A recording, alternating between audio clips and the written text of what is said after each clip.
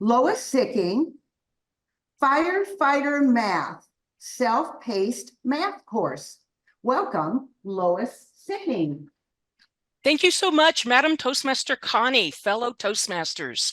35 years ago, I graduated from Texas A&M with a degree in mechanical engineering. I moved to California to work at the San Dimas Technology and Development Center, which is a Washington, D.C. annex, specializing in the development of firefighting equipment. I ran several laboratories there, to include a fire hose laboratory, fire pump, fire engines. Anything that moved water from point A to point B came through my labs. So I came out here in 1989, quickly progressed. I really like being practical and useful to others. So as I progressed in my learning fire equipment design and testing and getting the laboratories up to speed, at that time it was called ISO 9000. So we implemented a quality assurance program. I became one of the experts in the United States on fire equipment. And I was vice president of the NFPA fire. I was vice president of two of the committees. So I worked extensively in fire equipment development. And then back in 1998, 1999, there was a fire out by Sandia Labs where 30 homes were burnt down. This was a controlled burn.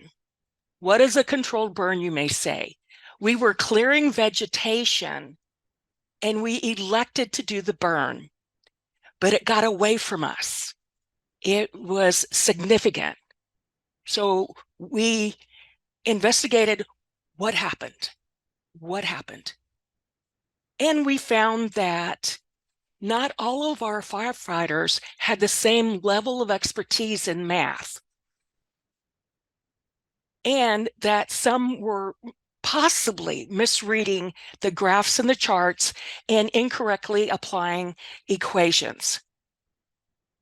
And then in our investigation, we also found that there was a need to train our firefighters to across the spectrum of all math that they would use, from the beginning firefighter up to what we call fire dogs, the fire managers, those that run the incidents. They are the incident commanders.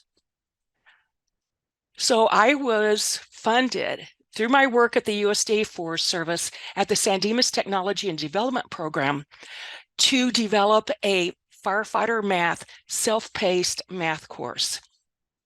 As an engineer, and many of you probably already know this, a job well-defined, a problem well-defined is a problem half solved.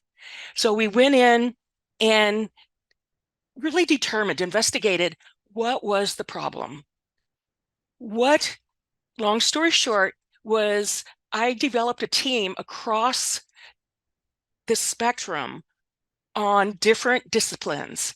We had a fire behavior specialist, which determines the fuel, the height of the fuel, and the burn intensity. Then we had Eric McCormick. He's a battalion chief, Engine 24 on the Angeles National Forest. Judy Mall, a high school math instructor. She verified and proofread all of our work. Judy Grunwald was a mechanical engineering technician, and she helped with a lot of the drawings. Mark Zavala helped like Judy did. And then we had Karen Joan Cordova, who was a PhD candidate in mathematics out of UCLA, and she proofed all of our work. She signed off on it. So that's the team, and I led the team. And I think that part of why we were able to define the problem so well and come up with a book like this that really lives on to this day is that we examined all aspects of firefighting. We looked at all the current firefighting modules, and we came up with a consensus on what the problem was. And being a Toastmaster, I also included mentoring. So whoever wanted to improve their math as a firefighter, we ask that you get a mentor and that you touch base with them and that they be someone that you can talk to and have as a reference. So again, we prepared this firefighting module to teach our firefighters math skills across the spectrum. So we had more people eligible to be promoted into fire manager positions, and that we had a crew out there on the ground from hot shots all the way up that knew how to do the math calculations. In this book, it was a book, it still is a book, but now the National Wildfire Coordinating Group has picked it up. And it was first published in 2000, and it was revised here when I was at the Forest Service in 2002. And now the NWCG, the National Wildfire Coordinating Group, has assumed all the rights to this book, and its latest revision was in 2020. In this book, the first 2 chapters are back to the basics. Okay, we found that this is a good review. It's always a good review. And then how to squirt water. Okay, not too original of a, I kind of liked that, squirting water. Okay, here we go, flow rates. Now this is important, and I'll wrap it up here in just a minute.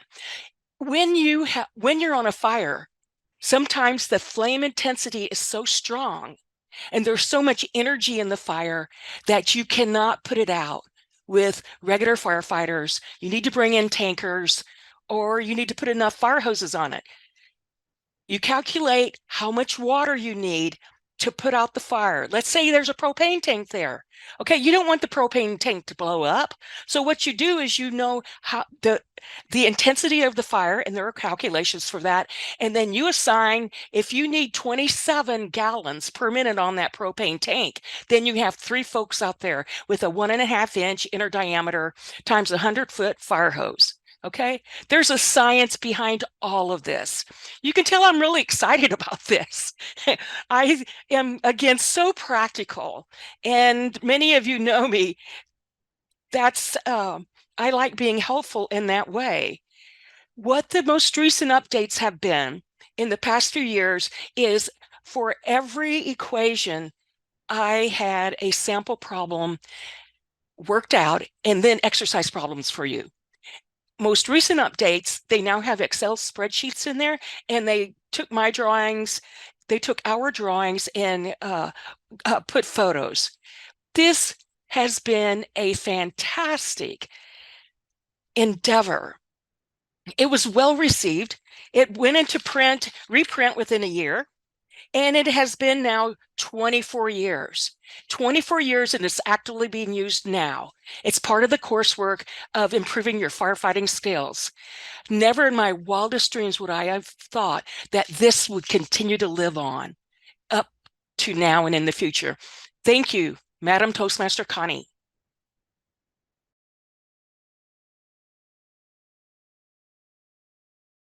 And here comes our second speaker, Jose Vizcarra. His title, My Experience as a Writer.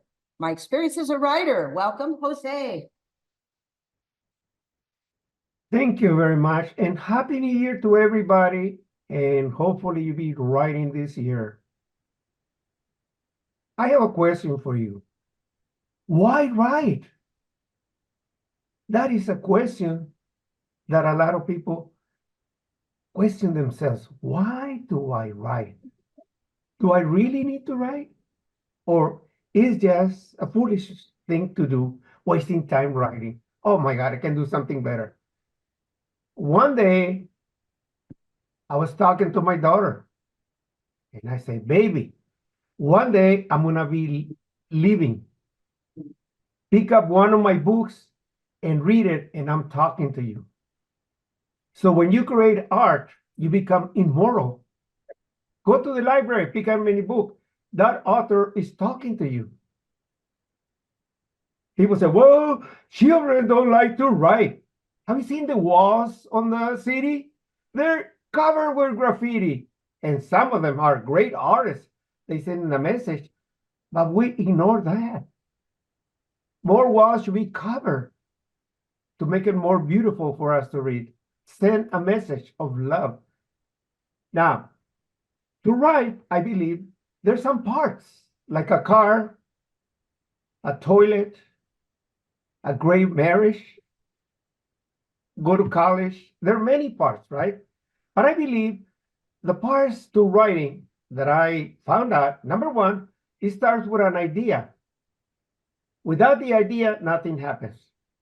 And some of the great authors, they have a notebook and a pencil when they're sleeping, and when they wake up, they write away the idea. If you don't think about it, you need to speak it too.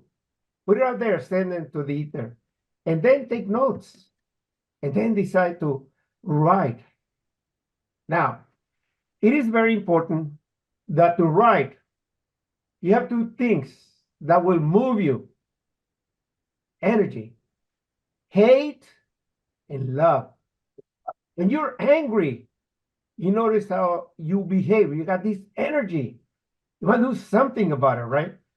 Or when you're in love, romantic love.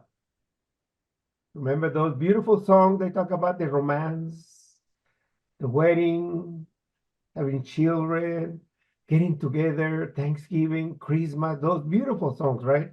Love for God, love for your country, like I do, being a naturalized citizen, and I love my country. That's feeling that you belong to the greatest country ever created by the Bible and the Constitution. You cannot change those documents. It's created with love. But there was an organization part, right? So the idea is people start talking about it, right? And then you write it. Okay. Well, let's talk about writing. First of all, when I learned this lesson, is so important. Never worry about mistakes. The mistake is your best friend. He tells you the truth. And some of us refuse it. The ego gets on the way. So no, we have to accept that we're going to make mistakes. Without mistakes, there's no growth. It is so important to understand that. That's what I hate teachers, that when a child makes a mistake, they scream at them. What are you doing? The mistake is the best friend for the kid. Let him accept that he's not perfect and needs to make a lot of mistakes to grow. Everything that we see that was created because of a lot of mistakes. I remember one time, this foolish reporter came to interview Edison. Probably you know, right? It is a Mr. Edison. How do you feel about failing so many times creating a battery? And then Edison smiled. He brought a big, listen, now I know 10 times how not to make a battery, right? So he wrote it. So he knows. And that's why we have batteries. Am I right? When the battery goes away, I forgot about the battery. We forget about those because they're so good, right? So that's so important. So never worry. Just keep going. Edit it. That's why we have the editing portion.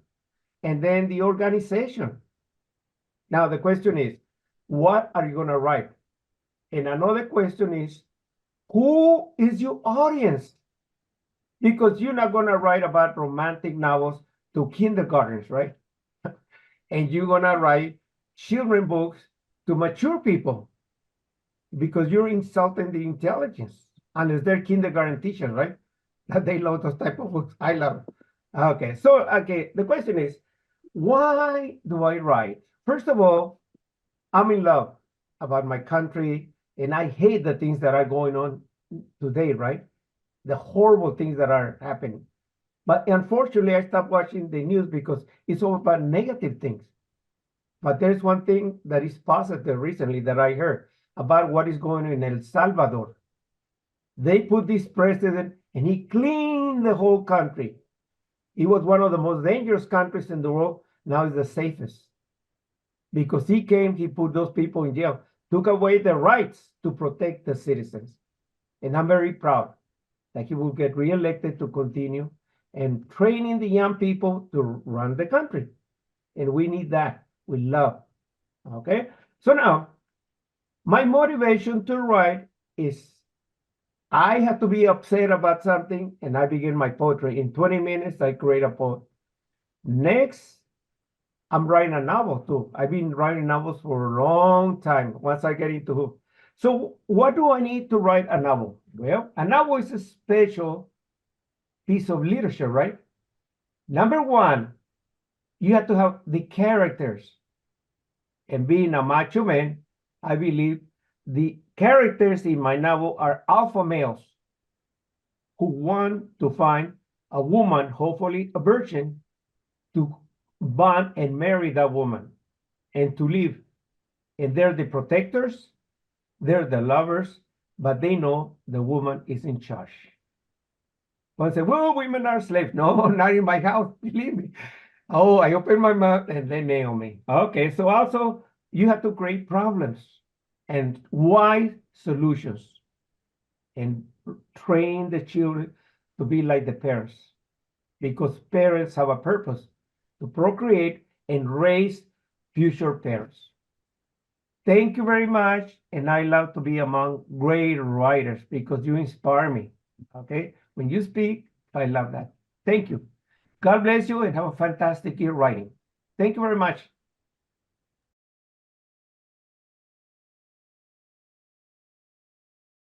Number 3, Kimberle Smith Austin. And her title, Millions of Possibilities. Millions of Possibilities. Welcome, Kimberle. Thank you so much. I have a presentation I'll be sharing with you all this evening. Millions of Possibilities. I know some of you have probably seen me or maybe heard me share a little bit about the possibilities that exist. And so tonight, I want to share with you, whether you're a writer or considering writing, there are literally a million of possibilities. I want you to think about the things that are inside of your head and inside of your heart. Start by asking a question. How many of you have ever had $1 million idea?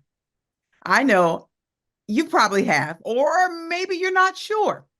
I think about the invention of this little piece of plastic that a woman created, and as a result, she put it out to the marketplace, and voila, she became a millionaire in an instant.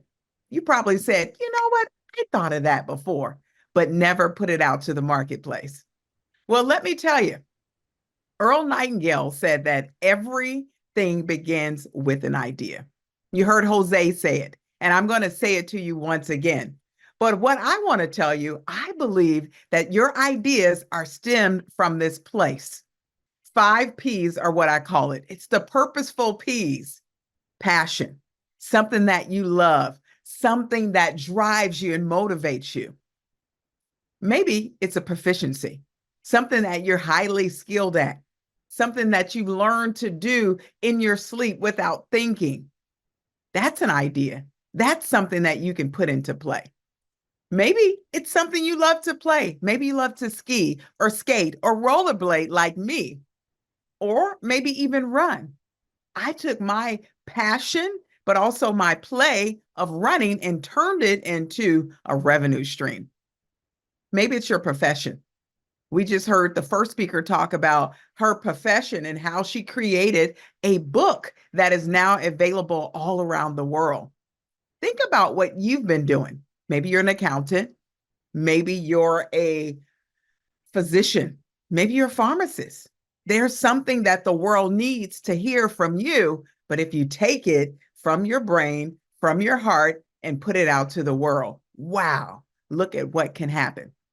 But here's the one I love, a problem. We know that our world is filled with problems. And what has happened is people have taken this concept of problem and turned it into a book. turned it into a course, turned it into a resource that would change and help the world today. So as you think about that, again, ideas can be life-changing.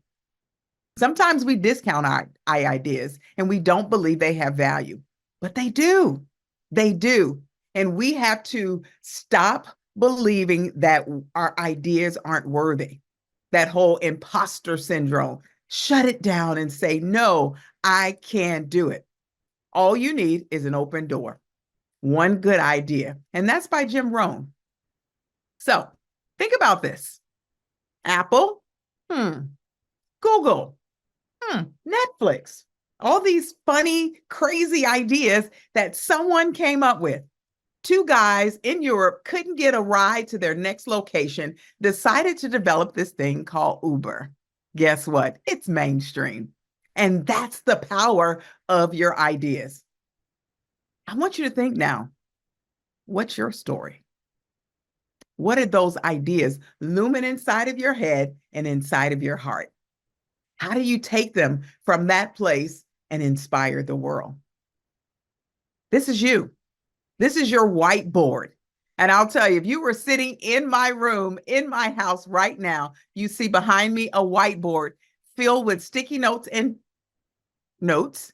On my mirror in my bathroom, I have words. I use a marker and I write all over my mirror. Yes, I do, because I'm filled with ideas. And I know these ideas have the potential to change my world and the world around me. So where are you on your idea journey? Don't discount it. I want you to bring it to life and help change the world. Think about this. Where to next? Now, we're all here as speakers, and I want to give you a pathway, just like Toastmasters gives us a pathway. Think about this. What are the things that you speak about? Again, they're coming from a place of passion, proficiency, maybe a profession or a problem. So I believe there's 3 things you can do. Number 1, speak about it, which you're probably already doing. Number 2, you can teach it. And I love this because I went from speaking on a stage to teaching these concepts. Maybe it was a digital course that I offered to the world and created another stream of income for myself. Maybe it was just standing in the classroom. I've been a college professor for 21 years, so I teach it. And then number 3, this is where your power position comes in. Now it's time for you to write it. Maybe there's a book already titled it. No worries. Create a subtitle that differentiates your books and puts you in a place where no one else stands. See, I tell people all the time, there's nothing new under the sun. But the truth is, your perspective, your experiences, your passion about it will change the way other people hear it, feel it, and experience it.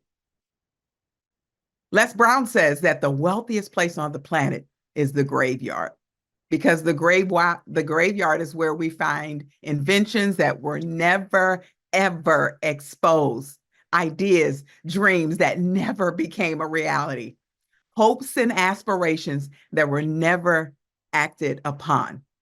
I say to you today, don't die with your dream inside of you. Don't die with your song inside of you. It's time to take your inspiration to monetization. It's time to look at the millions of possibilities. Your ideas matter.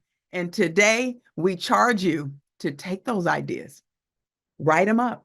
Maybe it's 2 weeks, 2 months, 2 years to bring them to life. But when you do, it will make a difference. Remember, you're one idea from your next breakthrough. I have a 5-step framework I can help you. If you're thinking about it and not sure, simple, dump it, map it, task it, do it, and then review it. Bring it to life, my friends. It matters. Just like you see here, these are all Toastmasters who at a TLI grabbed my book. Here's an opportunity for you to step into your greatness. Millions of possibilities. Take the step and don't look back. Thank you, Madam Toastmaster.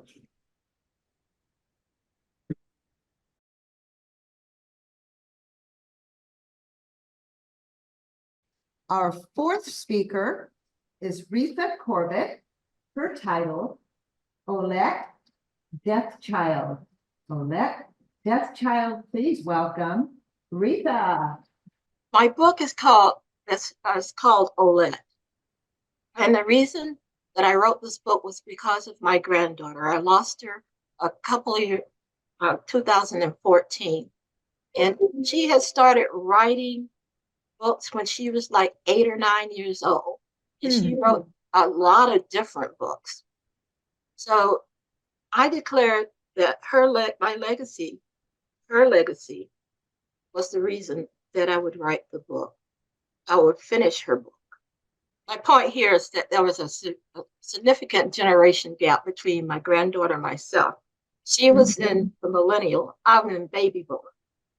Her little innocent question was, Grandma, did you have to write on a stone tablet when you were a little girl? I said, no, Jessica, I wasn't quite that old. But the book is a powerful fantasy story. The hero in the book is called Olette. That takes you through a mystical land of witches and warlocks and out-of-body experiences. And the fate of the world was in Olette's hands. She was motivated because her father was evil, and she wanted to meet the brother that she never met, and she wanted to revenge her mother's death, which later found out that it was her father that killed her mother. And just to get an idea of the difference between me as a baby boomer and my granddaughter as a millennial, there's a whole Gen X in between us. What I didn't know was there are like 6 different types of generations starting in 1901 and ending in 2012. So anybody born after 2012, they're in nobody's generation. And I love this cartoon where I saw the parents going, my daughter is such an embarrassment. And the daughter going, my parents are such an embarrassment. I'm sure you all have experienced that same type of thing with your grandkids. As a millennial, she liked Pikachu, Naruto, anime. I was just not into any of those things. I was Tom and Jerry and Underdog, and I'm sure you guys all know those guys. She loved those things so much that anytime a convention came to LA, she dressed up to go to those conventions in her Japanese anime costumes. What I liked was Star Wars, Star Trek, and Harry Potter. And there is absolutely no way that I would dress up with them. She loved it so much that her 16th birthday party thing, she had all the Japanese characters and cartoons, and all her friends were into the same thing. I think it was just a millennial thing. Like I said, she started when she was 7 or 8 years old writing this book. And anytime I said, Jessica, can I help you with your story? Well, thank you, Grandma. Jessica, how did you come up with the name of Cloud for your friend in their story, the character in your story? She said, just walking down the street or other stuff. And Jessica, no matter what I said, Jessica said, no, thank you, Grandma. It was just interesting that I couldn't help her write that book. And then I started looking at how I was going to finish Jessica's book. So I struggled with a lot of things, like the title of the book, Deaf Child. I at least married her first title, Olette, and Deaf Child together. I could handle that. I struggled with the characters. Who was a girl or who was a boy? With a name like Cloud, how do you know they're a girl or a boy? What would Jessica say or do? What did she mean when she said, I don't know what she meant? And how to bring her story to conclusion. I blame all of that on the generational gap.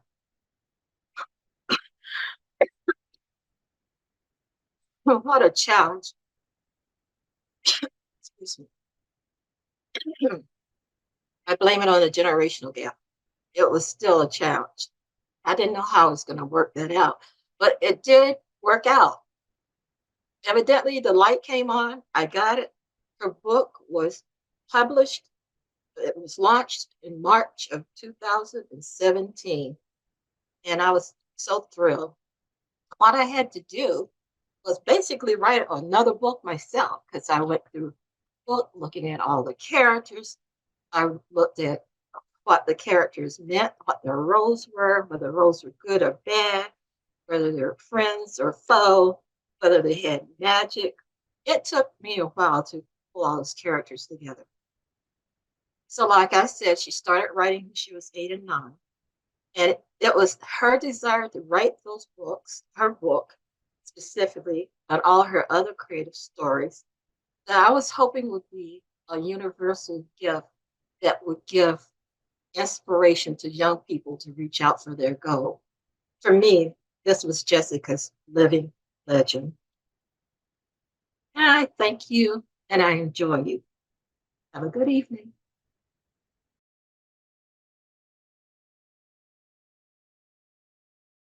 Speaker number 5 is Dr. Horace Alexander, and his title, Writing Historical Fiction. Please welcome Dr. Horace Alexander. Thank you. Thank you, Madame Toastmaster. My novel is Moon Over Port Royal. It's a historical novel. I'm a member of the Historical Novel Society of Southern California, and they define a historical novel as any novel that is written with a time setting that's 50 years removed from the time when the writing was being done. So if I were to write a novel anytime between 1974 and prior to that date, then that would qualify as a historical novel. Now, just for a little bit of background, I'd like to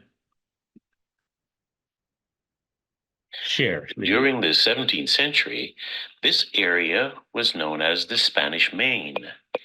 England and Spain sought to establish dominance and exploit the region for its resources. King Charles II, after whom our current King Charles III was named, gave permission to anyone to plunder the Spanish treasure ships and made sure to get his share of the plunder. Jamaica was a prime generator of revenue for the British Crown through piracy and the cultivation of the sugarcane with slave labor.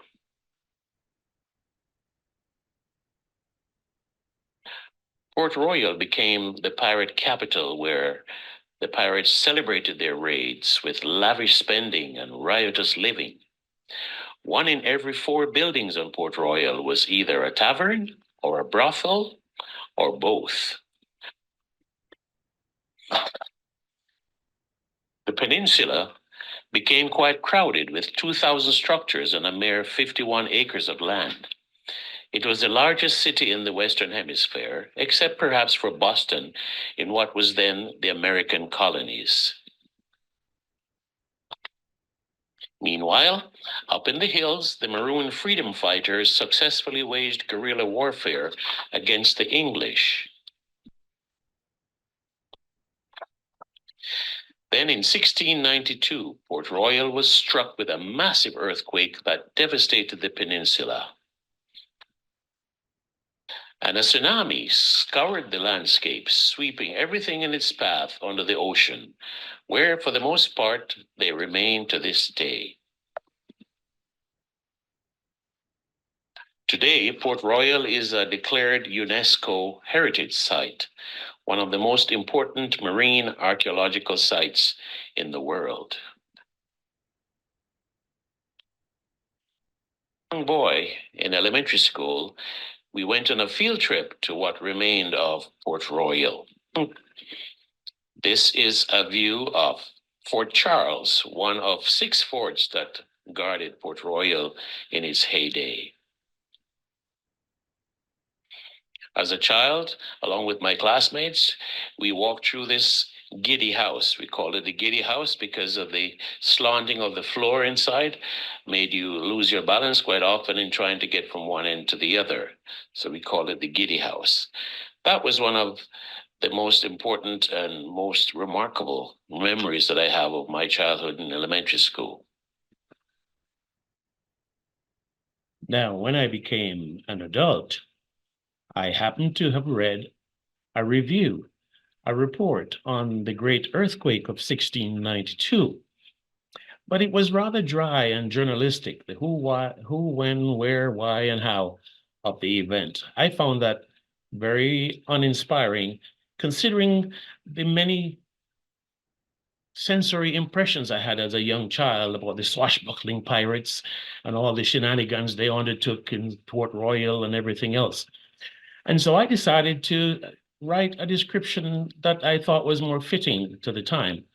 And I wrote a description of the earthquake involving all the senses, sight and sound and smell and taste and everything else. Then I said, this is not too bad. And then I experienced what I would describe as an expansion of my horizon of interest. Because then I would say to myself, who were these people? What kind of lives did they lead? What kind of challenges did they face? And then I began to ask myself, okay, so there was piracy in Port Royal, but what was happening in the 17th century on other parts of Jamaica? And it so happened that there was slavery on the plantations and the freedom fighters in the hills. And they were all three major settings in the 17th century. And so I invented a character called Kwaku, who would link all these together. Kwaku was a small farmer who cultivated his crops and used his donkey called Calypso to go from house to house in Port Royal, including the brothels, and to also go to the plantations in the great houses where the sugarcane plantations were. And he, by circulating in these settings, he was able to gather information for the Maroons. He was actually a spy for the Maroons. And so I researched thoroughly the entire area of Jamaica and Port Royal in particular, and the Maroons up in the hills. And there were some historical characters that I used in my novel, and others I invented totally fictionalized, but which were typical of the time. And some of the highlights of my novel include a hurricane used as an opportunity for slaves to escape to the hills. And then this bookkeeper disguised as a small farmer to spy against the British. And then the guerrilla war in which the Maroons overcame the mighty British army. Then a masquerade ball with lots of revelry and debauchery. And an exciting court scene when the most notorious prostitute in Port Royal was a key witness. And of course, finally, there was a 1692 earthquake that sank 2/3 of the city under the waves of the Caribbean Sea, where it still is today. The Jamaica Beach Patrol constantly monitors the area to preserve and to protect the treasures that are underwater, which will one day be hopefully made available to the public in the form of an underwater museum, as well as an underwater restaurant and other kinds of developments. But that was how my novel came to be, inspired by an early childhood experience. Back to you, Madame Toastmaster.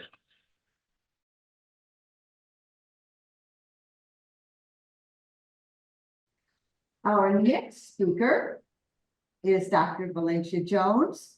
Her title, Solutions to the Pipeline to Prison Over-Identification, a Case Study. Please welcome Dr. Valencia Jones. Thank you very much, Madam Connie, and great evening to everyone. It is with great privilege that I tell you a little bit about the first publication that I wrote. It happened at a time when I was in the midst of obtaining my second doctoral degree in higher education, working as a principal at San Bernardino City Unified School District. There was a huge over-identification of African-American males that encountered the juvenile justice system. Initially, I looked at all students and came up with 60%. I then looked at males only and came up with the number of 85%. And I looked at African Americans at the time that I was an administrator.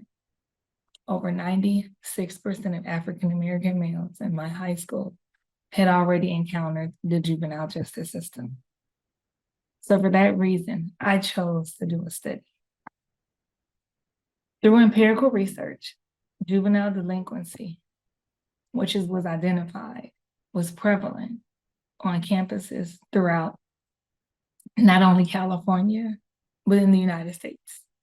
And what I wrote way back in 2008, when I began the study, was that if we did not try to solve the problem based on administrative awareness, teacher training, parent education, and student research, that African American males will be a social phenomenon. And sad to say today, they are a social phenomenon, and there is a nationwide effort to educate African American males based on this. The end of my study was done and presented and then published in April of 2011. The purpose of my study, I wanted to examine the phenomenon of the juvenile justice system from the student self-esteem, the faculty attitudes, the expectations of the students, and the administrator awareness, because obviously there was a problem and there needed to be some type of change. Looking at different racial groups, genders, and makeups, African American males in special education at risk stood out amongst them all, but it was not what I looked at. When I looked at the juvenile justice system, it wasn't just those that went to jail, but also those that had any type of court citation, have been incarcerated for only a day, or encountered the police in a way where they had to pay a fine or their parents had to pay a fine. By the age of 20, it was estimated at the time that I did the study that 17% of African American males had 17.9% of African American males had served federal or state time and received sentencing. The background of this began years prior, when we looked at punishment and punitive measures that took place in education and outside of education, stemming back to the 70s and 80s. The research that utilized social development models identified males who attended school, successfully completed schools, had a better outcome when they were engaged in antisocial behavior, and there was no involvement in violence. However, there was a compelling story in the study that shows that those that participated in adult violence, those that had saw some type of antisocial behavior and participated in gangs, didn't come to school regularly, and may have had issues with verbal tasks, oral language, vocabulary, may have had problems. This story was significant because there was a huge number of over-identification of special education at the time that I was an administrator, well, still am, but in the late 2010. Part of the significance of why this was important was there was a slew of changes that took place in administration.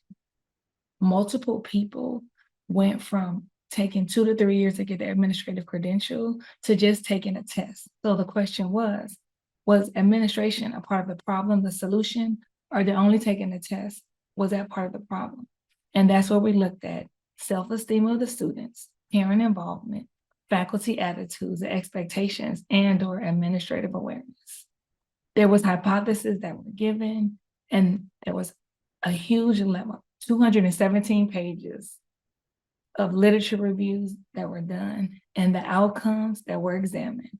But there needed to be proper education by the administration of special education in addition to theories that were examined of juvenile delinquency, of how to encourage parent involvement, bridging the gaps in early education in elementary for reading, writing, providing a library incentive and involvement at an early age, in addition to understand what can happen when things went wrong and not just looking at punitive measures. In addition to doing so, early exposure to college and career. And with Colvin, Cullen, Scully, and multiple educators that we now know as regular names looked at was a statistical analysis that took place when we involve parents, the community, in the education of our students. Where the disabilities took place was what was happening with them and how could we mainstream our students so that they were not as isolated and involved.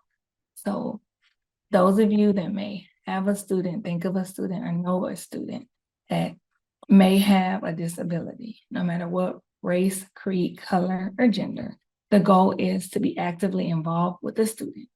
This ex post facto correlational and problem solving study was founded that parent involvement was integral, involving the students in the community and mainstream them in the classroom as much as possible, but also providing a college atmosphere where they're able to hone in skills that they can do and demonstrate intelligences that they have within instead of those that they may be lacking.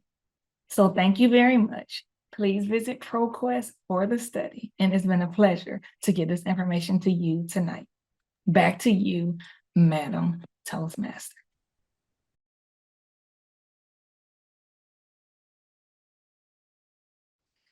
Our next speaker is Hilda Valenzuela Wendland. Her title, an interesting one, Toastmasters Frankfurt 2024. Let's welcome Hilda and find out more about that.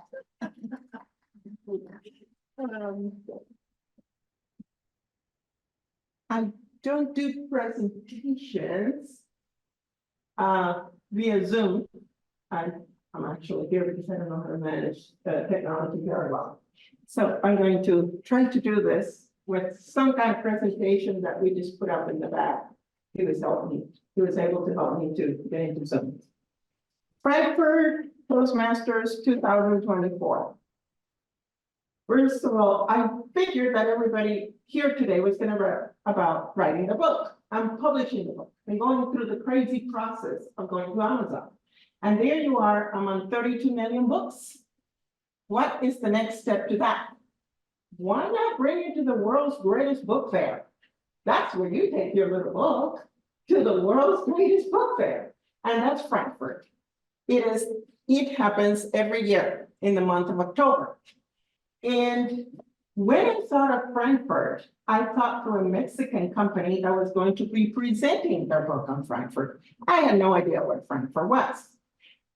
And the book fair. Imagine the convention center in LA and put it on crack and multiply it times 10. It is just huge, 110,000 people in a few days. And that's what goes through your book, through your booth. When, again, this is not helping maybe my assistant. So there you are at the Frankfurt International Stage and you get your ticket and you go in with your tiny little book and you see this booth that are, first of all, when you get to Frankfurt, you don't get to enjoy Frankfurt because we have one purpose in mind, and that is to get to the book fair. And you say, is this expensive? Well, I'm going to get to the point because I'm not going to talk about the book, but the experience itself. First of all, you need about $700 to get to Frankfurt. You get on a plane and straight flight to Frankfurt with $700. What do you do after that? Well, you get an Airbnb. And there is no need for much money on that because it's very inexpensive. It's like $40 or $50. You don't need a $200 hotel room. You get, and there are thousands of authors writing in this wall at the Frankfurt Book Fair. And then instead of writing my name on the first day, I wrote Viva Cuba Libre because that's what the book was all about. I didn't want to talk about my book. I wanted to talk about a message, which is the dictatorship. A few days later, I find that everybody else wrote their name on top of my Viva Cuba Libre.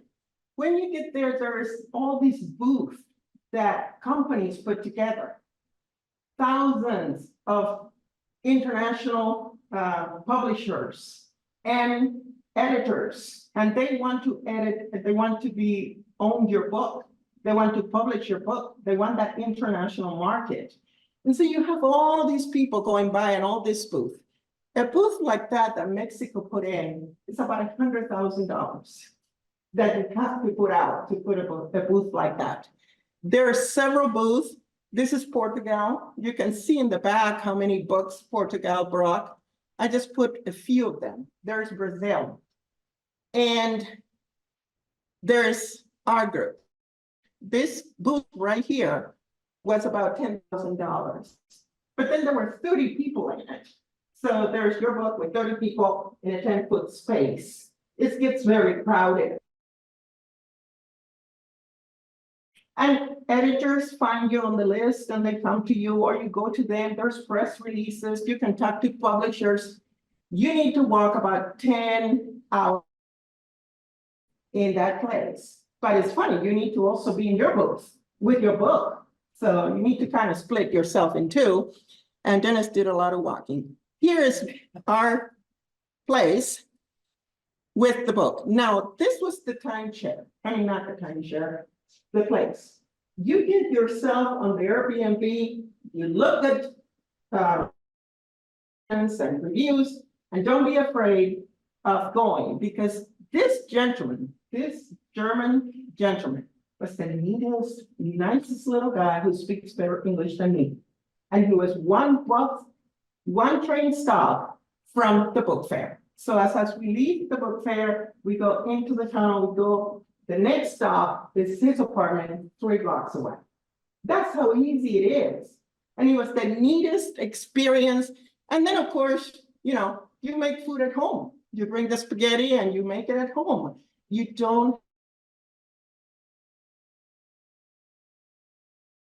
This is because when should I take my book to the Frankfurt Book Fair? Should I join a company? It's not about the expense.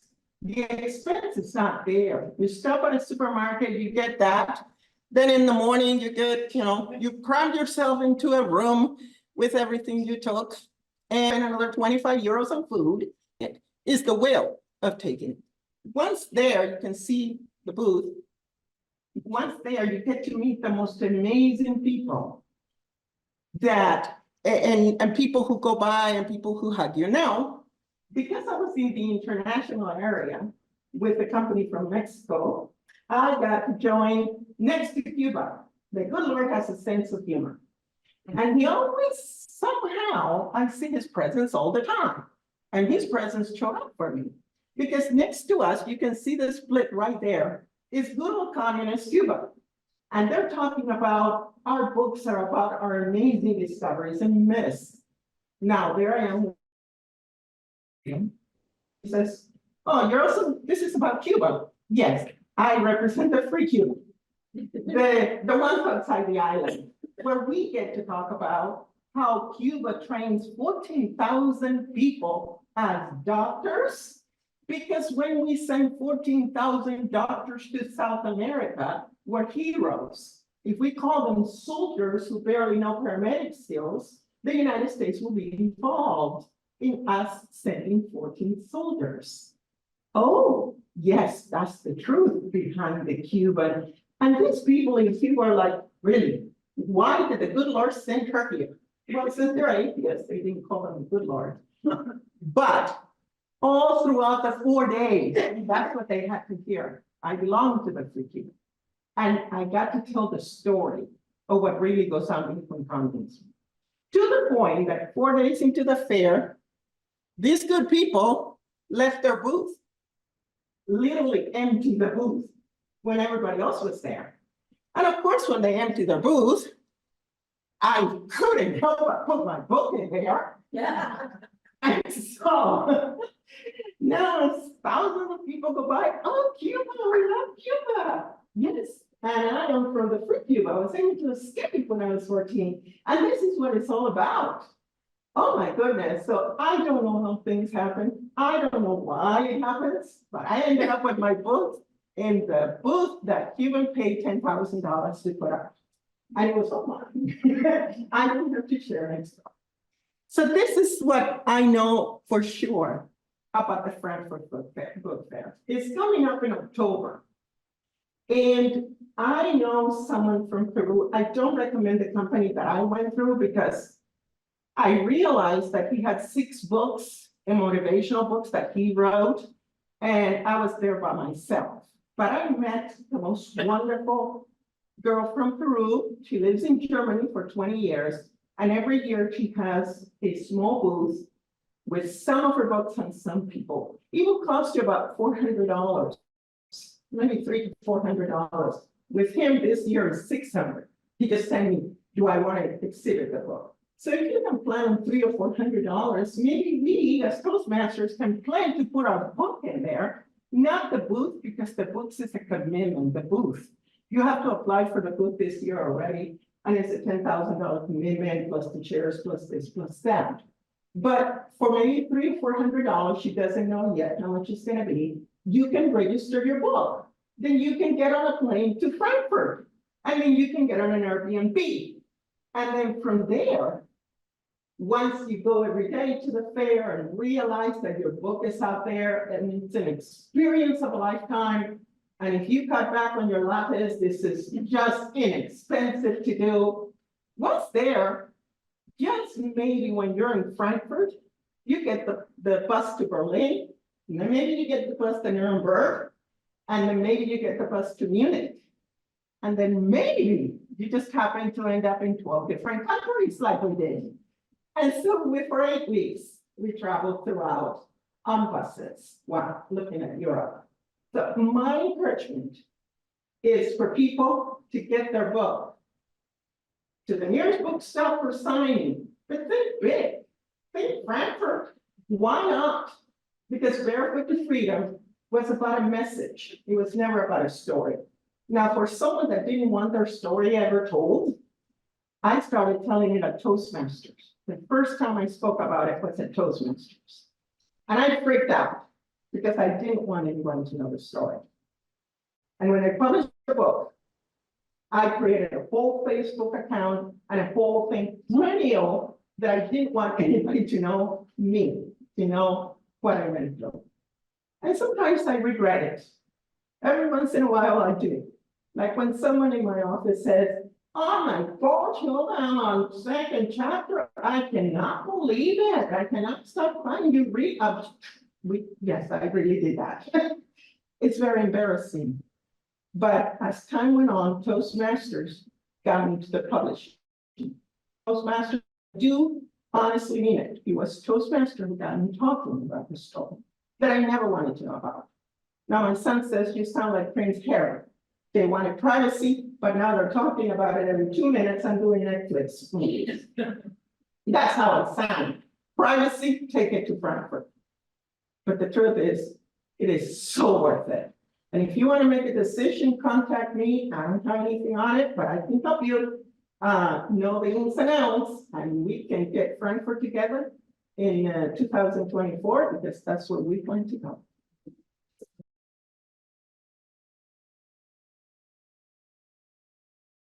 Survive and thrive on the witness stand. And he said, but I might also talk about secret servers. So perhaps both. We'll find out as we welcome Dr. Michael Alexander. Thank you very much. I spent 25 years as an expert witness. I went on the witness stand. I advocated for various causes in the electric and natural gas industry. And I stood up to the lawyers, and I stood up well. I won $1.4 billion worth of cases. which meant I felt comfortable doing it. Because I'd been trained. How was I trained? Well, part of it, frankly, was the simple reality of Toastmasters and table topics. But just as people go into table topics, a little bit like a deer in the headlights, people go on the witness stand, ill-prepared, and their life is out of their hands. And these are important things that are going on in their lives. They may be divorce proceedings, child custody, loss of a job. In some cases, as Dr. Jones pointed out, they may be up for criminal charges and have no idea what's going on around them. And if there's one thing I hate, it's the concept of someone being a victim. So I wrote, Survive and Thrive on the Witness Stand. Because I wanted people who were going to be on the witness stand to know how to handle themselves. They tell you, oh, just tell the truth and everything will be fine. That's like saying if you go into a poker game, bet high if you have 4 aces. Not bad advice, but it's not going to make you rich. So I would talk to people about the things that they never seem to really understand, particularly if they've learned about being in court from television drama. And that is that court is theater.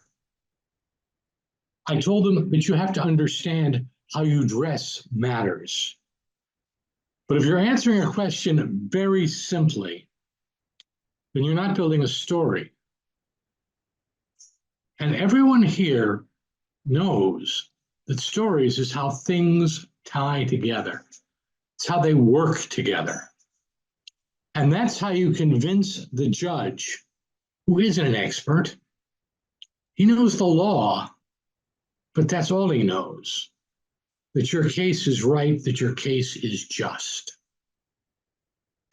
And so my job with this little book is to convince people that there's a better way to be on the stand, not to replace their lawyer. But I hope there are no lawyers in the room as I say this.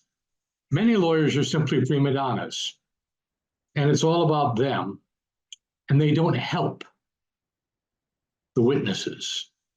Well, that's what my book is designed to help them do.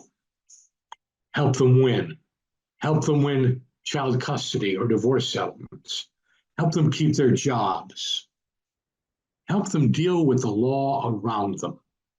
And help them not, right or wrong, to be victims. So I wrote the book.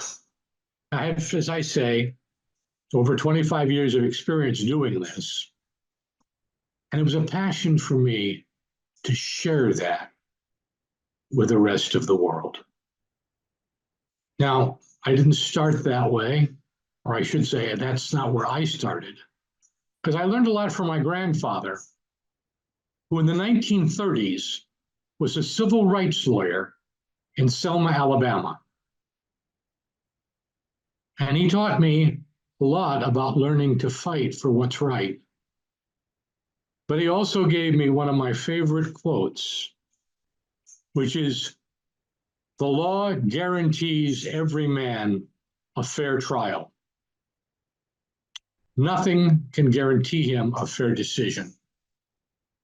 And so, if you want a fair decision, if you want a chance to get things done the right way, you need to learn. And this book was designed to help people do what they needed to do. That was my passion. But when I wrote the book, I will confess to you, people said to me, "So how do you write a book?" And I thought that was a fair question. So I decided to demonstrate it. And I produced this book, Secret Server, Hillary Clinton's Deleted Emails. Now, I know what you're all wondering. How did I get that information? Well, to be honest with you, I spared every expense to get my hands on the deleted emails. And yes, every one of them appears right here on a blank book, because after all, they're deleted. And I showed people as I did it how you could write a blank book and how to publish.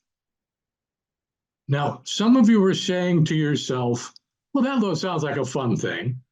But other than having fun, is there a purpose? Yes. You know what happens if you give a gift to a president? They can't keep it because it's not their property.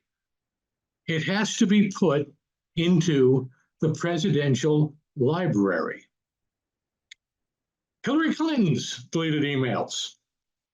A favorite topic of what president? Donald Trump. Which means that this book is my chance at history, as I will have a book published and placed in the Donald Trump Presidential Library and Casino in the very near future. Madam Toastmaster.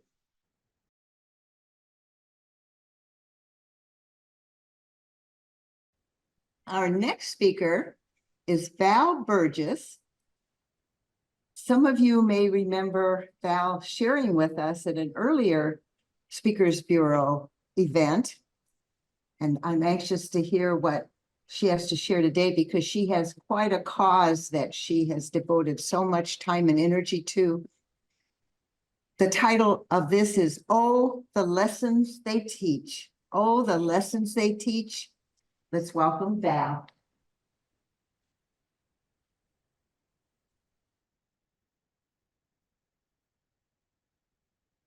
Pat Meyer hit hard bailing out of his burning World War II B-17 bomber. His mission that day was on October 14th, 1943, was Schweinfurt, a ball-bearing factory that supported the German war effort. That day, 60 American aircraft went down.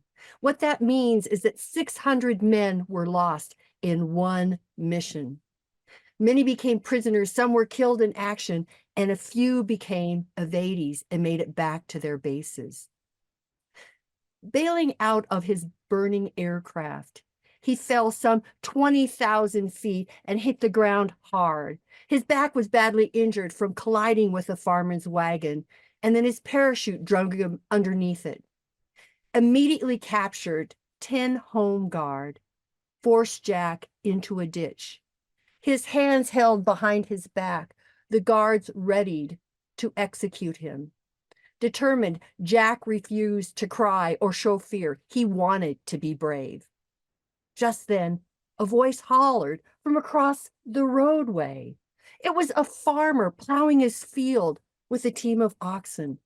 A young boy stood by. Jack had no idea what was said, but there were 3 Home Guards that did an about face and directed their ire at that farmer. The rifles were shoved in his back and he was escorted down the road. The young boy was left crying in the field. Taken to a jail in a town nearby, Catmeyer survived the war in another prison camp, spending 1 year and 196 days in captivity. His entire life, he wondered what happened to that farmer, to that little boy. He hoped they survived. I mean, imagine what a shock it was to an American who had a fellow who would have been his enemy save his life. Jack lived long and productive life. He became a mentor, teacher, friend to many young people who passed through his classroom and the schools he was the principal for, and many stayed in his world for his lifetime. My work started in 1995. My good fortune was to travel to Europe for 17 days with 125 former prisoners and 200 members of their family. By marketing this trip for my uncle, Vernon Berta, I received a free trip. That's really all I wanted. Well, now and for the last 30 years, my hobby, my work has been recording and researching these people. I'm now writing and speaking about these former prisoners, both men and women, who served in the European and Pacific theaters of war. World War II prisoners of war and what they have taught me are the topic of my present book. And this subject will be a theme for several books in the future. This one shares the stories of 12 men. The first American shot down over Europe. 2 men who flew out of North Africa and were shot down over Sicily and Italy. And a sergeant who was forced marched 400 to 600 miles over 82 days in the coldest winter on record in Europe. He ate bark and dried leaves to survive. Many of these people shared amazing stories of adversity, trials, tribulations, resilience, courage, and unconditional forgiveness. I'm grateful for them in my life, and I think once you hear, read, or listen to some of their stories, you will find that to be true for you as well. In October and November of 2023, the UCross Foundation and Artist Colony gave me a writing residency. They paid me a stipend for my time. I lived in rural Wyoming at the foundation with 9 other artists and writers.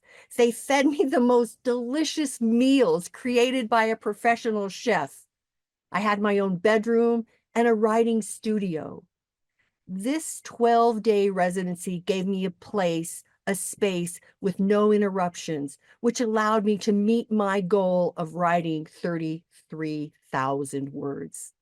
Really, I was 399 words short, but I still feel I'm successful. Presently, I'm editing the manuscript, and the title has not been decided. My writing coach is my mentor and my publisher. My goal is to publish by mid-2024. I hope you understand my passion and love for these people and their stories. They taught me skills not available growing up in my home. I've changed from their mentoring and friendship and hardly recognize really the person I've become, all because of them. Oh, the lessons they can teach.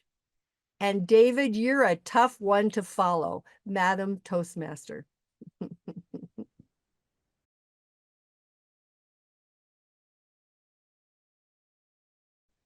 Our next speaker is Carl.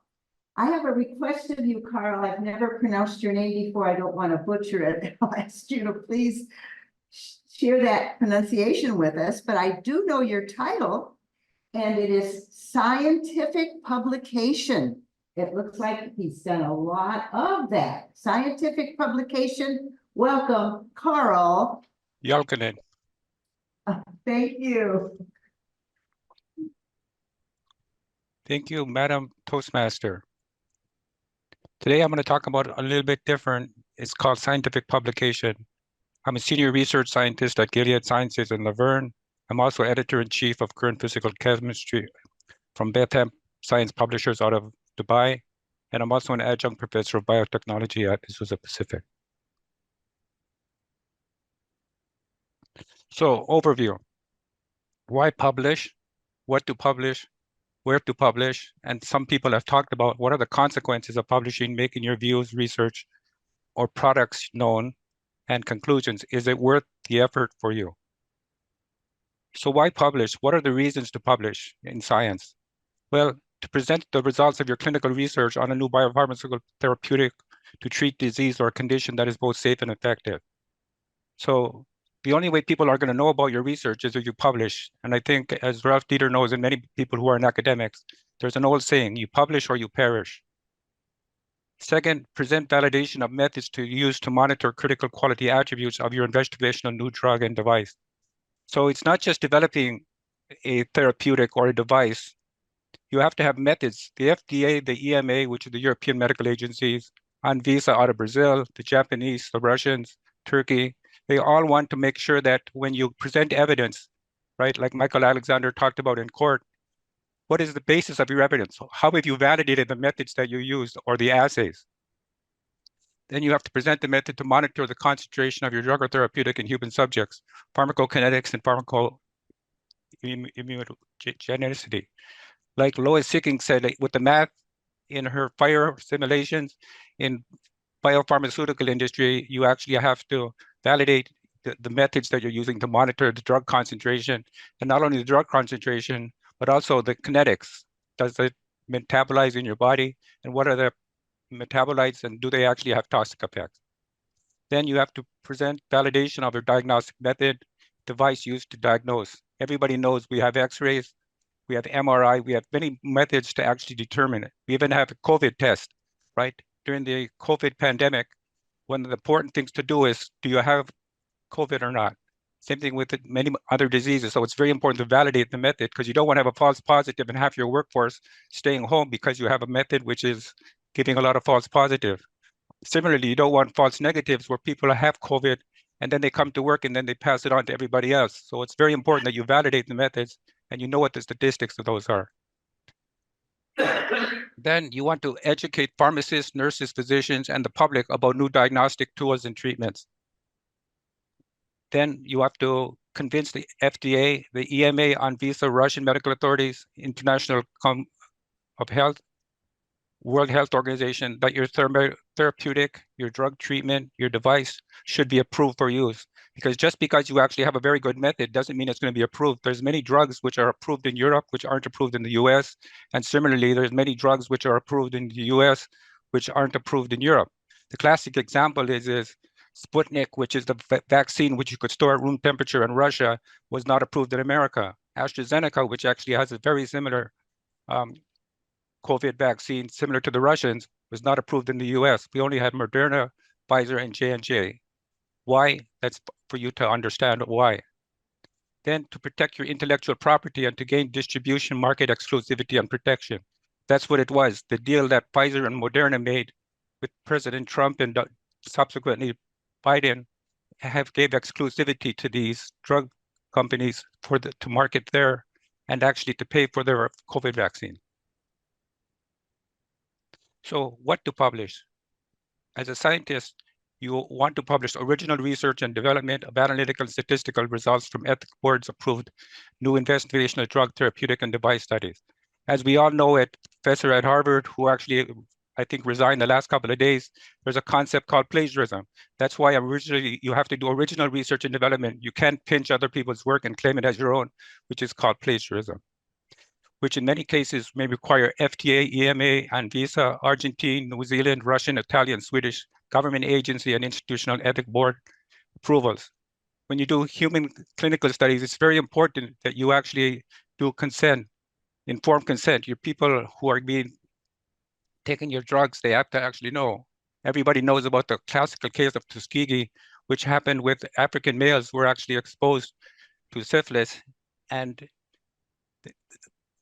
people, what they don't realize is at the time that study studied, there was no antibiotic, there was no cure. So ethically, what they did was okay, but as soon as an antibiotic, penicillin, became available, they were ethically, morally responsible to actually provide the treatment, which they didn't do. So, and one of the reasons is even at Nuremberg, right, the medical doctors in both Japan and Germany were doing experiments on human prisoners of war. Actually, even in America, a lot of our military soldiers, they're exposed to treatments for chemical weapons and also biological weapons. So the problem also is informed consent wasn't there. And actually, after Nuremberg, the Helsinki Accords came into effect that says you have to have an ethics board and an institutional board to approve your human trials. Very important to have informed consent. So where to publish? If you want to protect your intellectual property rights, you have to patent the information. It's very important because if you publish your results in peer-reviewed scientific medical journals first, it's called public disclosure. Then you don't get your copyright and patent rights. So it's very important that you do your patents, and it's very expensive. So the patents have to be done before you actually publish in peer-reviewed medical journals. But it's very important to publish in peer-reviewed journals because that gives the research credibility. Even though the FDA or the EMA might approve a drug, doesn't mean it's safe. The classic case is thalidomide. Those who are too young don't remember, but John F. Kennedy gave the FDA worker a special award, courtesy, because she didn't approve thalidomide in the United States. It was approved in Europe, in Canada, Australia, many countries, and it caused birth defects in the babies of mothers who actually were prescribed this. So just because a drug is approved by the FDA or doesn't mean it's great. So that's why you have to have peer review, and peer review is what is the sound scientific method. Then there's the Orange Book by the FDA for generic drugs and the Purple Book for biologics. So, and what you do is you disclose, you publish in these books so that the generic company comes after the patent has expired and the exclusivity has given up, that it allows the drugs to be made by the generic company and in biosimilars, which are a lot of times from India and other countries. But it's very important because the cost of the drugs comes down sometimes 90% when the generic or the biosimilar comes to the market. And there you should publish also in pharmaceutical, nursing, and medical trade journals to make it available to people. So results and consequences, you become known and may come under attack for your views, results, and developments due to scientific reasons, political, ethical, moral, religious, and economic reasons. There was a big controversy about why Sputnik and AstraZeneca's vaccine was not available in America and other parts of the world because it can be stored in room temperature, whereas Pfizer and Moderna had to be stored at -70. And there was even big consequences of why vaccines weren't distributed to the third world, but that's another question. So here's an example of the kind of work that we published at Gilead. This is a paper with Azusa Pacific. Roberta Batira was an intern with us at Gilead, and her professor in Azusa Pacific was Son Kim from Korea. So it's very important that you publish the results and you teach the young people how to publish, and not just novels and history and fiction, but also scientific work. So conclusion, is it worth it? Yes, absolutely. You help do your part, make contribution to develop life extending and saving diagnostic tools, therapeutics, treatments, which can improve the quality of the unborn, infants, children, adolescents, middle-aged, and even some of us senior citizens and retired veterans.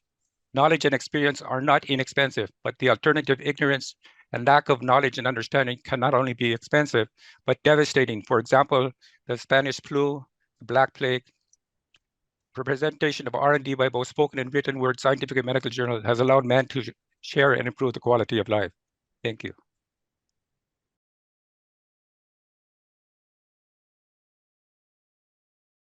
Our next speaker is here in person, Mona Lisa.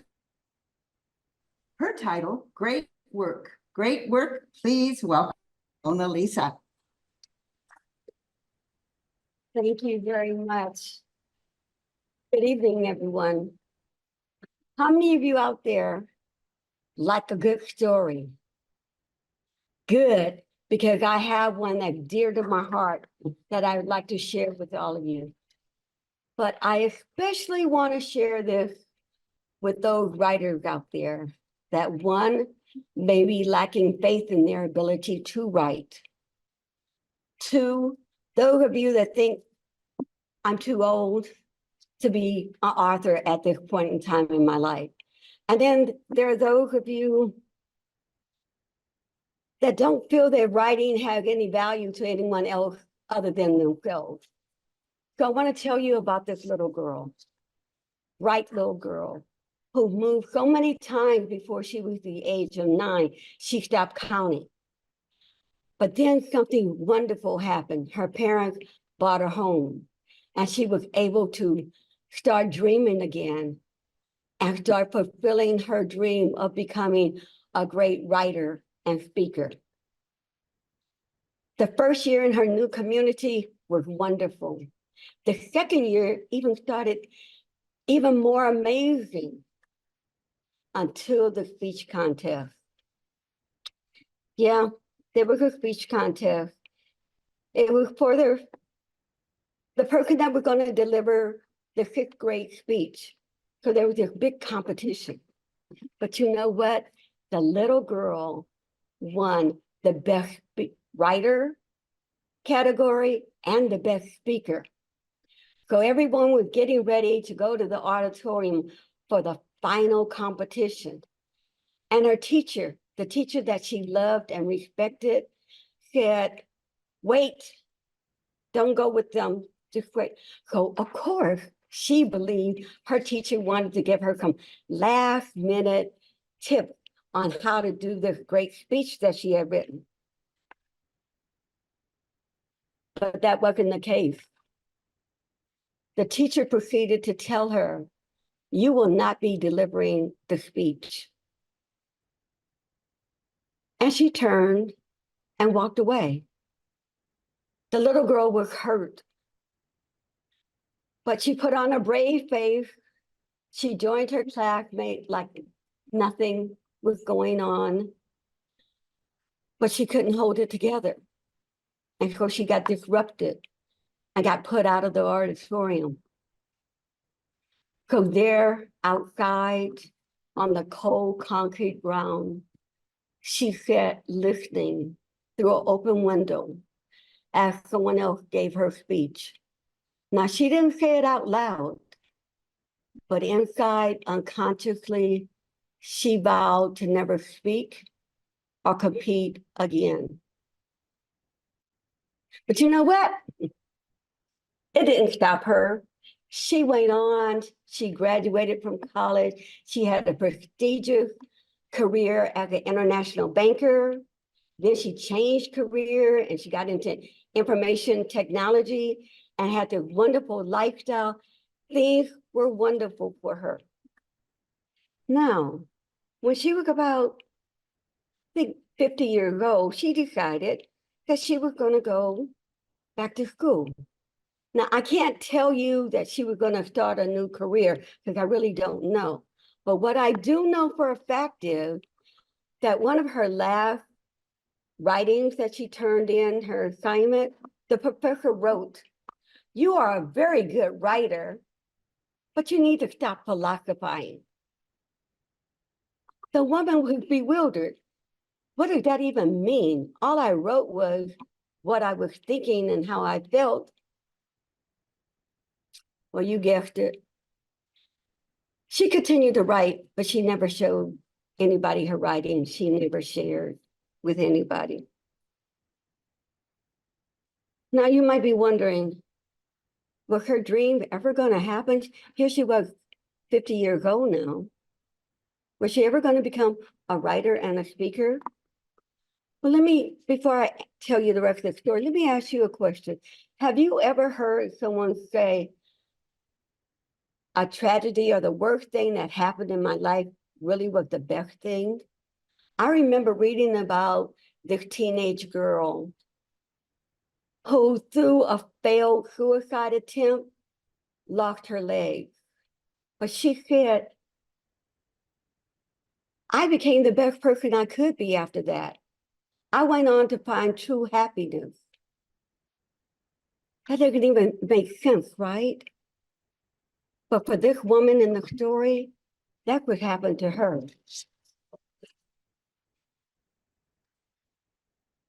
She had some tragedies that happened.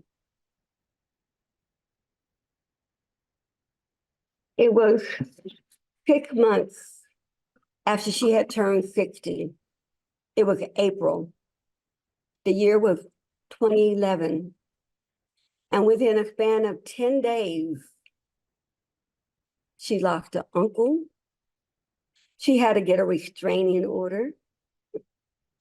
She had to deal with the sudden death of her husband, which also meant the refi wasn't going through and she would lose her home. Now that's enough for anybody, right? Unfortunately, there was one more blow that this woman would experience.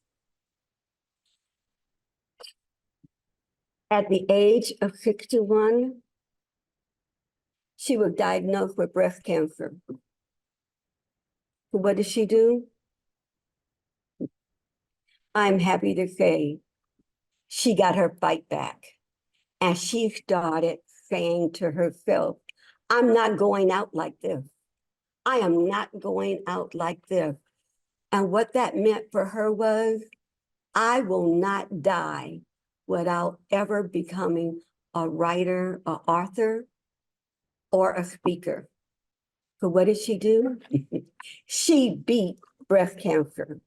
She moved back to a previous home that she had, and she got involved in her community. Then she found a writing group, and the people were so encouraging. They motivated her, something she had never had before. And one of the ladies in the writing group told her about a Toastmaster meeting and invited her to it. She fell in love with the members of that group. And after 55 years of never speaking publicly, she gave her first icebreaker. And she went on to write and deliver and her area speech contest, all in 1 year. Some of you might have guessed by now, that little girl, that woman, that was me. And at 72 years old, I published It Matters Who Gives the Glory. And at 73, I stand here giving a speech at the Inland Speakers Bureau. So for all of you out there that have limited yourself or allowed others to limit you, I say stop it. Just stop it. Get around people that will celebrate you, that will encourage you. And for those of you that think your writing isn't worth anything, if you publish it, I promise you, I will buy a copy. And I don't believe I will be the only one. Now, right now, that would have been the end of my speech. I gave you the call to action. I've addressed the people I said I was going to talk to. But then I realized there was another important group that I need to say something to. I need to say something to those of you, and I include myself in this too, those of you who are so busy doing good work for everybody else that you don't have time to do your great work. My book, did I have a big book signing? No. Did I go on social media and share what my readers were saying about my book? No. You know why? Because I was too busy helping everybody else, doing good work. And then it was brought to my attention, if you don't promote your book, who will? And those that need to read it won't hear about it. So my farewell remarks to all of you writers, wannabe speakers, don't do so much good work that you don't have time to do the great work, what you were created to do. Thank you.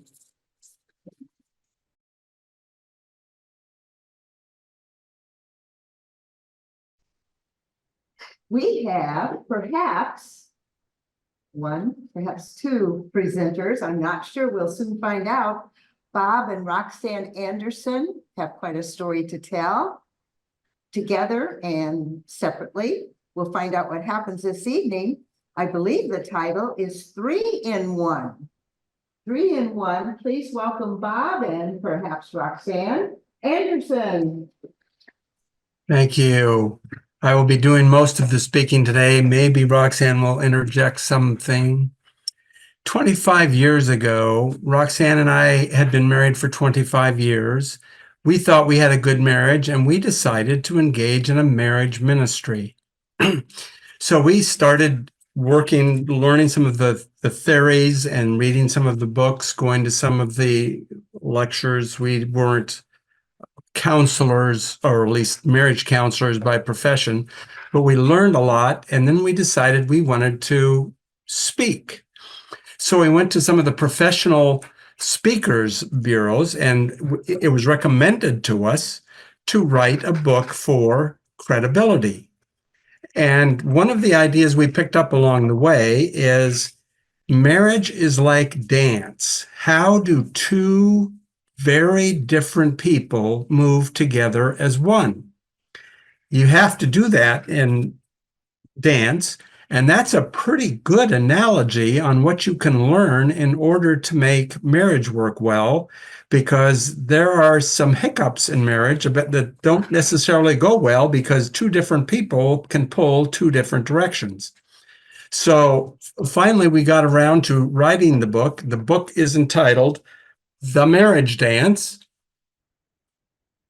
and that got out about 10 years ago, and that we were the marketers. So we would go out and speak, and we would sell the book because we were speaking on the subject of marriage. And part of the issues that were in the book were embrace your differences. You've got to talk about that because you're talking about two different people moving together as one. How do you do that? Well, one of the ways you have to do it is you have to embrace those differences. And then there is, how do you lead in dance and how do you follow in dance? Because in dance, you don't have any verbal communication whatsoever. All of the communication comes in the form of touching between the arms and the body. So the communication has to be very clear, especially when you're not using any words. So we knew that there were 100 people that had 100 books on marriage. So we were not trying to be the first one, the experts on marriage. We were trying to come across with a new perspective, look at it like you would look at a dance and see how two very different people could move together as one. Well, the first book was that book, and we sold it, but some of the people wanted to like the book and decided they wanted to work through the book. And since it had already been written, Roxanne took that book and turned it into a workbook. So one of the funny things that happened at that time was we were both writing a book. So far, I think everybody here tonight has written their book all by themselves. I would recommend doing that again if you have to write another book, because writing a book with two people is very difficult. Roxanne joked for quite some time. The next book she was going to write was What I Learned About Marriage by Writing a Book About Marriage, because you have two very different people trying to incorporate different ideas and have them blend together. So that kind of furthered the analogy.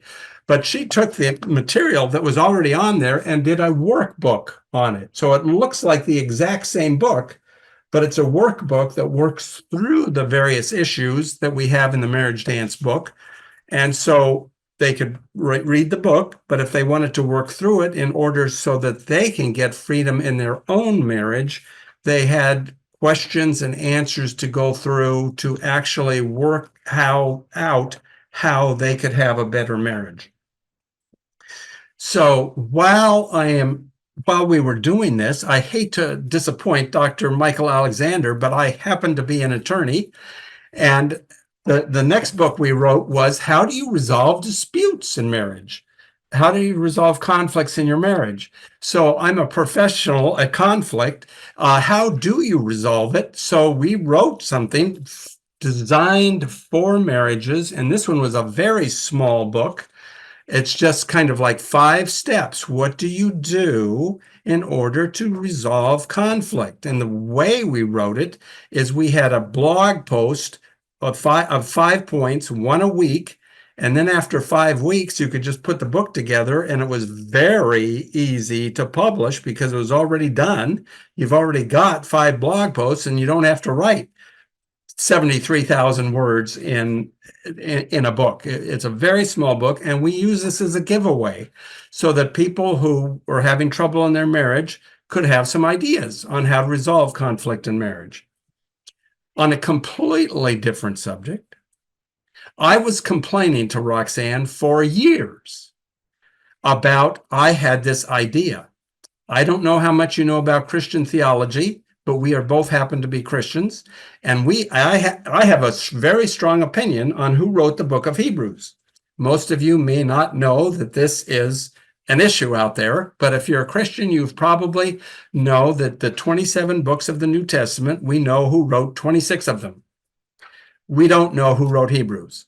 And I had opinion, and I was complaining for quite a while, and finally Roxanne said, Bob, you got to write this up.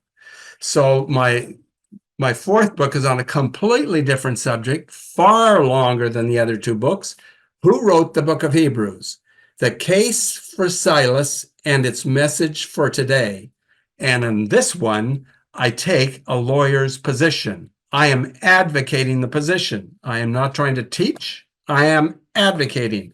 And my legal background helps me to argue the case. Now, I don't know how much you know about this issue, but this is a 1900-year-old issue that has not been solved yet, and I think I had an idea.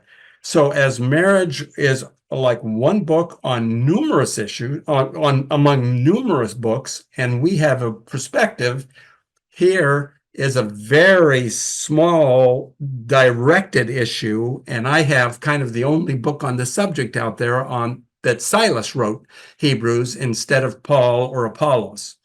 So that's kind of our story and how we went about it. And you can do multiple things in multiple ways and use your skill as a writer doing various things and help in different ways. Madam Toastmaster.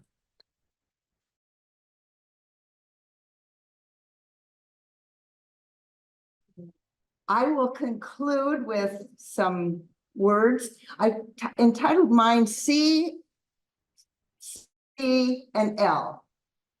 I should have put ×2. C stands for create, C for connect, and L for learning. And that's what I like about Toastmasters. It gives me an avenue of creativity as I do speeches. It gives me a way of connecting with others, meeting new people and learning from them. And the learning that goes on, such as we found out this evening or in your Toastmaster meeting, is just amazing. But what happened, and it's kind of backwards from what Mona Lisa was sharing, is I was in Toastmasters for quite a while, and then I joined a writing group. And I found out, let's see, creativity, connecting with others, learning. Hey, it happens there as well. The writing groups and the Toastmasters, they just go hand in hand. And what I found is that I was able to, with help from my Toastmasters and from my writing group, to publish 2 books. One is Wit and Wisdom on Love and Marriage, Dating and Mating. That was my first book a couple years ago. And then more recently, Twinkle Toes. It's a children's picture book. Now this one, the Dating and Mating, dedicated to Tom, of course. This one, dedicated to my 2 granddaughters, Aubrey and Ella, who are 9 and 5, and they're little dancers. But I have a grandson who's just turned 3. And I thought, well, he's not probably interested in being a little Twinkle Toes. So on the horizon, I have another children's picture book, and that is called Slow Down, Tommy Turtle. He's a little go-getter, so I think it will fit him. I will hopefully in a few months have a book to dedicate to Ethan. But I found that the writing groups and the Toastmastering really do come together. So I encourage you, I belong to a group called Selena Scribes. We meet each Tuesday from 11:30 to 1. It's online. And if any of you are interested, I can share about that. I won't take any more time because we are almost ending on time,